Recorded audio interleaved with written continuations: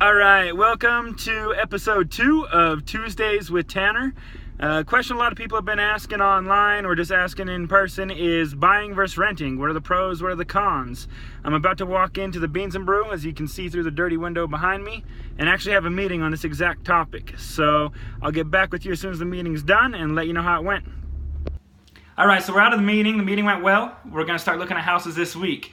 So buying versus renting, like I said, is the topic for today, and it flowed really well into today's meeting. So a question that's posed a lot online or in person or anything like that is, should I buy or should I rent? Well, what do I do? You know, what's better for me? And obviously I'm in real estate, so people think my my opinion is a little biased.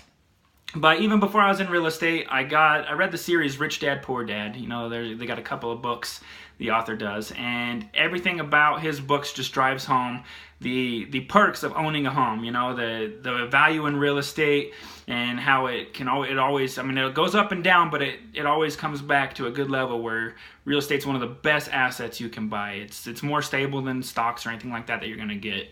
And people are always going to want land. They're always going to want a home. And with, you know, the population always growing, there's always a demand for it. So I've always been big, even before, you know, when I got ready to move out of my mom's house, I said I would never own an apartment. I wouldn't pay anybody else's rent. I wasn't going to pay for apartments rent. I wasn't going to flush money for something that didn't go to something I own. Once you start making payments on an apartment, it goes nowhere. You're just paying for a space that you can get kicked out in or leave, and you have nothing after you leave. Where a house, you always have that. You're making payments. It's yours, and you have equity in that. You know, you own something, a good asset. So I'm more on that side of things. Obviously, I'm in real estate, but I've always had that mindset.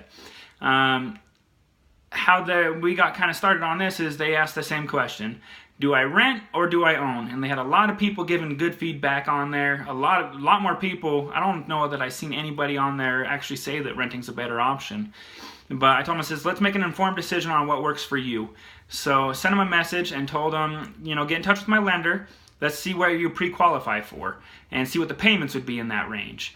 And then I'll take the same payment that you guys are going to get, what you pre-qualify for, and I'll send you houses that you can get in that payment range. Compare them to apartments that you guys are looking at and see what's the better value to you. And once they started looking at the apartments compared to the house, you know, the apartments, they're 2-bedroom apartments. They're 800 to 900 square feet. They don't offer a garage. They don't offer anything else. They're looking at the houses. You're getting 3 to 4 bedroom houses with 2 bathrooms, a 2-car garage, a yard that you can go into. You don't have somebody above you, you know, stomping all the time or kids screaming at night all the time. The house is yours, and you got a lot of freedoms in that. And so they said that was a huge, big reason why they ended up going toward starting to look for homes and starting the buying process, is just seeing that you can get, you know, twice the amount of home as you can the apartment. It's yours and the freedoms that it gives you. And that was just a really big reason. And they didn't realize that, you know, for what they could pre-qualify for, it could get them that house. So this is a big question that a lot of people ask. If you're kind of wondering the same thing, should I buy or should I rent? Get in touch with me anytime. It's, you know, it takes pretty much no time for the lenders to go through, run a pre-qualification on you, tell you what kind of payment you'd be making. We can show you a couple houses.